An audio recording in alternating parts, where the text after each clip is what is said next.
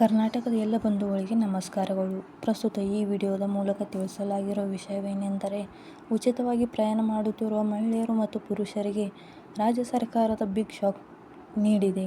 KSRTC ticket ದರವನ್ನು ಸಂಪೂರ್ಣವಾಗಿ ಏರಿಕೆ ಮಾಡಲಾಗಿದೆ. ಇದರ ಬಗ್ಗೆ ಸಂಪೂರ್ಣ ಮಾಹಿತಿಯನ್ನು ಈ ವಿಡಿಯೋದಲ್ಲಿ ನೀಡಲಾಗಿದೆ. ಈ ವಿಡಿಯೋವನ್ನು ಕೊನೆವರೆಗೂ ನೋಡಿ. ಹೌದು ಬಂಧುಗಳೇ, ರಾಜ್ಯದಲ್ಲಿ ಕಾಂಗ್ರೆಸ್ ಸರ್ಕಾರ ಅಧಿಕಾರಕ್ಕೆ ಬರುವ ಮುನ್ನ ಪಂಚ ಗ್ಯಾರಂಟಿ ಯೋಜನೆಗಳನ್ನು ಘೋಷಿಸಿತು. ಘೋಷಿಸಿದ ಎಲ್ಲ ಗ್ಯಾರಂಟಿ ಯೋಜನೆಗಳು ಇದೀಗ ಜಾರಿಯಲ್ಲಿವೆ. ಅಂದರೆ ಕಾಂಗ್ರೆಸ್ ಸರ್ಕಾರ ಅಧಿಕಾರಕ್ಕೆ ಬಂದ ನಂತರ 5 ಗ್ಯಾರಂಟಿ ಯೋಜನೆಗಳನ್ನು ಜಾರಿಗೆ ತಂದಿದೆ. ಆ 5 ಗ್ಯಾರಂಟಿ ಯೋಜನೆಗಳಲ್ಲಿ ಶಕ್ತಿ ಯೋಜನೆ ಕೂಡ ಒಂದು ಪ್ರಮುಖವಾದ ಯೋಜನೆಯಾಗಿದೆ. ಈ ಯೋಜನೆ ಅಡಿಯಲ್ಲಿ ಮಹಿಳೆಯರು ರಾಜ್ಯದ ಯಾವುದೇ ಜಿಲ್ಲೆ ಅಥವಾ ಹಳ್ಳಿಯಲ್ಲಾದರೂ ತಮ್ಮ ಆಧಾರ್ ಕಾರ್ಡನ್ನು ತೋರಿಸಿ ಉಚಿತವಾಗಿ ಕೆಎಸ್ಆರ್ಟಿಸಿ ಬಸ್ನಲ್ಲಿ ಪ್ರಯಾಣ ಮಾಡಬಹುದು. ಈ ಯೋಜನೆ ಯಾವುದೇ ರೀತಿಯ ಅರ್ಜಿ ಸಲ್ಲಿಸುವ ಅಗತ್ಯವಿಲ್ಲ. ಕಾಂಗ್ರೆಸ್ ಸರ್ಕಾರದ ಈ ಶಕ್ತಿ ಯೋಜನೆಯಿಂದಾಗಿ ರಾಜ್ಯದ ಸರ್ಕಾರಿ ಬಸ್ಗಳಲ್ಲಿ ಸಾಕಷ್ಟು ಜನಜಂಗುಳಿ ಮತ್ತು ಸಾಕಷ್ಟು ಗಲಾಟೆಗಳು ಉಂಟಾಗುತ್ತಿವೆ. ಅದರ ಬೆನ್ನಲ್ಲೇ ರಾಜ್ಯ ಸರ್ಕಾರಕ್ಕೆ ಸಾಕಷ್ಟು ನಷ್ಟ ಉಂಟಾಗುತ್ತದೆ.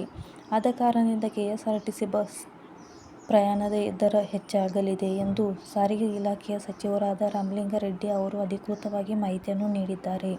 ಬಿಜೆಪಿ ಸರ್ಕಾರವು ಕಳೆದ 5 ವರ್ಷಗಳ ಅವಧಿಯಲ್ಲಿ ಈ ಹಿಂದೆ 5,900 ಕೋಟಿ ನಷ್ಟಕ್ಕೆ ಈಡು ಮಾಡಿ ಹೋಗಿದ್ದಾರೆ.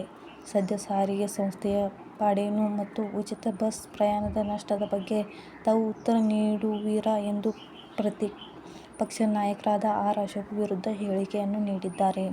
ಬಂಧುಗಳೇ, ನಾವು ಇದೇ ರೀತಿ ಕೇಂದ್ರ ಸರ್ಕಾರದ ಯೋಜನೆಗಳ ಬಗ್ಗೆ ಮತ್ತು ರಾಜ್ಯ ಸರ್ಕಾರದ ಯೋಜನೆಗಳ ಬಗ್ಗೆ ದಿನನಿತ್ಯ ಅಧಿಕೃತ ಮಾಹಿತಿಯನ್ನು ತಮ್ಮ ಚಾನೆಲ್ನಲ್ಲಿ ವಿಡಿಯೋನ ಅಪ್ಲೋಡ್ ಮಾಡುತ್ತಿರುತ್ತೇವೆ. ಸರ್ಕಾರಿ ಯೋಜನೆಗಳ ಬಗ್ಗೆ ಅಷ್ಟೇ ಅಲ್ಲದೆ ಕೇಂದ್ರ ಸರ್ಕಾರ ಮತ್ತು ರಾಜ್ಯ ಸರ್ಕಾರದಲ್ಲಿ ಖಾಲಿ ಇರುವಂಥ ಉದ್ಯೋಗಗಳ ಬಗ್ಗೆ ಕೂಡ ನಾವು ಮಾಹಿತಿ ನಮ್ಮ ಚಾನೆಲ್ನಲ್ಲಿ ನೀಡುತ್ತೇವೆ. ಅದರ ಜೊತೆಗೆ ಖಾಸಗಿ ಕಂಪನಿಗಳಲ್ಲಿ ಖಾಲಿ ಇರುವ ಉದ್ಯೋಗಗಳ ಬಗ್ಗೆಯೂ ಸಹ ನಾವು ಮಾಹಿತಿಯನ್ನು ಅಪ್ಲೋಡ್ ಮಾಡುತ್ತೇವೆ.